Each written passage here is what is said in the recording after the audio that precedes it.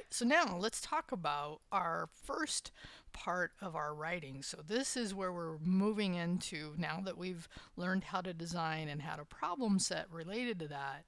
Now we're going to actually learn how to write to a database. And there's just so many great things about this, mostly because this is ultimately the benefit of creating a database is that you can write data to it. And we're going to do it in a way that's SQL. But as you can imagine, it's not the most common way. Probably the most common way is either through some kind of what we would call a front end, a form, right? We're not going to do that in this class, but just as you're doing this work, think about that, okay? So here's what we're going to do. I'm going to show you, here is the instruction for the code along. And as I went through it and looked at it, there's a couple things I just want to give you a heads up about.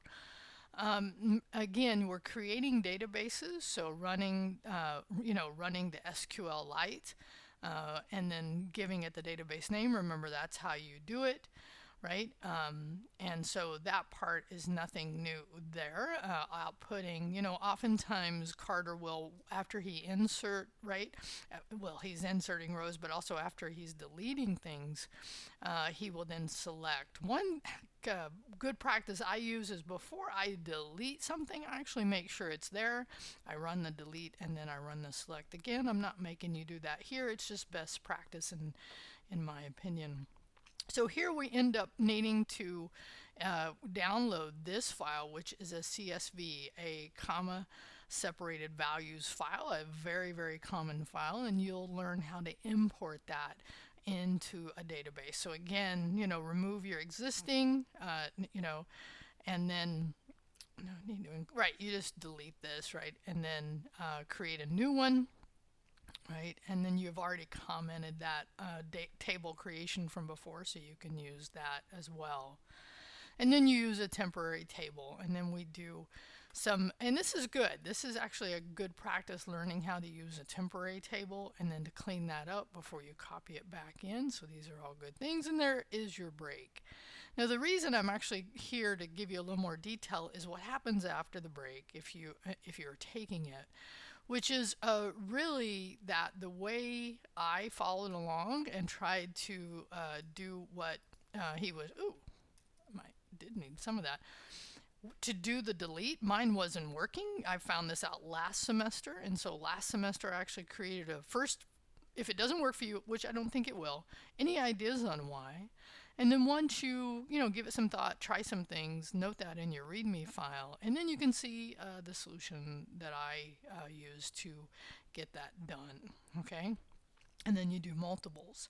Now, on the deletes, yeah, so actually it comes here. This is actually where it gets a little bit involved, and I just want to show you this. So when you do the foreign key constraints and the cascading deletes, this is where you delete it, but in this case I've provided you a schema for the database, both structure and data, that Carter shows. And in this case I'm saying read or create the MFA and then run, and this is where I showed you last week, so we're actually going to do it this week because I think it's good practice. So you're going to create a new file, then you'll copy this schema. Now when you click here it takes you down into the same file, but you just copy all of this, right? So copy all that, because I actually tried to copy this and run it in the command line, and for some reason based on the content it didn't work well, and I thought it's a good point for us to use what we've learned. So let me just show you in here. So you're creating a file, right? That's the content on it, and then after you've run or deleted the database, then run SQLite, then you would do .read schema .sql. Now I'm not going to do it because I've already done it here, but I just want to show you that when you see that in the instruction, oh, wrong one. Okay, let me go back to the top where I was at. Here we go, where we have the schema. Right, and in this case this is not shown, so you run that, creates the database with that content. So what I want you to do is kind of normally what we've done. It's not a brand new data set, but I just want you to make sure it's all there, and it's good to do this. So in your SQL file, right, our normal, right, so select all for each table in the newly created database, right, and then verify that as well. Now this is the other thing, is there's a command a command on SQLite 3 that you want to make sure is actually on. And I did a little research because I ran into this last time, because what will happen is if you write the delete for the unidentified artist, it actually will delete if this is off. So what you want to do is just actually copy this command when you're in the database SQLite, and then run that, okay? Because you can actually just, oh, mine must be refreshing. You can actually run, and this is something if you're interested in doing it, you can actually just check to see if it's on or off, but this just makes sure that it is on, so make sure you do that. And the reason, again, you're doing this is so that when you hit that delete, you will get that foreign constraint error, okay? So again, I give you a heads up here. If you didn't hit that, that's because you may not have run this. So let me know if you want to know any more about that, right? And then he goes into the two-step process. And actually, in this case, I should get rid of the cascading deletes, because we're actually going to cover that in part 2. Here, we're just doing the two-step process to actually first delete. We first delete it out of, well, anyway, it's a process of where we delete when you want to delete artists, because just deleting the artist, because of the constraint, you actually have to go through and do it in the way that Carter's showing us. Okay, so I just wanted to go over that to give you that heads up. And so now, here's what I want in your graded part. By the way, you could also ask me any questions here if you wanted. But now in your graded part of the work, let's see, let me make sure there wasn't anything else I could think of. No, wasn't anything else I could think of there. So I guess the only other thing is I do have you take notes, so make sure you do that in there. Those are important. Okay, so I want you to do this. So in your reply, right, you're going to do, and in this case, my advice, right, here's your formatting. Actually, I want you to use a heading 2, right, and then write, and notice, and this, by the way, if you've not taken any HTML, that's fine, but what happens here is you're basically using what's called a WYSIWYG. And this WYSIWYG is actually, if you came down here, you could see it actually is doing an H2, which we have learned more in markup, but this is using HTML. So in the first one, what you're going to do is you're going to do my advice. So I want you to think and reflect on your experience in this class, because your advice, and I do this for my programming class, and it's very helpful to students, is, reflect on this class and give advice to future students like in the fall 2025, right? To be honest, detailed and supportive, what helped you? What would you do differently, right?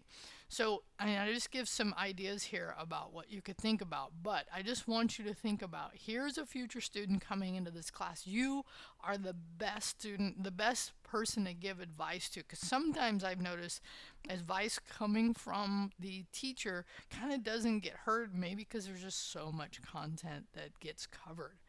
All right, so do that one first, right? Now, I don't give you a word count here, but I do want this to be substantive, right? Now, the other thing is, and this is what you're going to reflect on is your thoughts, because I've had at least 3 students during their technical interviews ask me, Rio, is coding still important? Like the example I got yesterday was a student was in doing the technical interview, did a great job, and at the end I always ask, is there any questions? And the student said, I have friends who I've told them what I'm studying, and what they say is, well, that's great, but AI is going to take that over. And I know that that's kind of the prevailing content, and honestly I think some hype around that. Is there some truth in it? It won't, I don't think it's going to take that away, but to say you're not going to use it at some level wouldn't make sense. But everything I have studied, and I study this topic a lot, because I want to give you what I see happening as well, is those who know how to first think in a structured way. Because what you're learning in a class like this is how to actually problem solve, how to think in a structured way. You're increasing your abilities.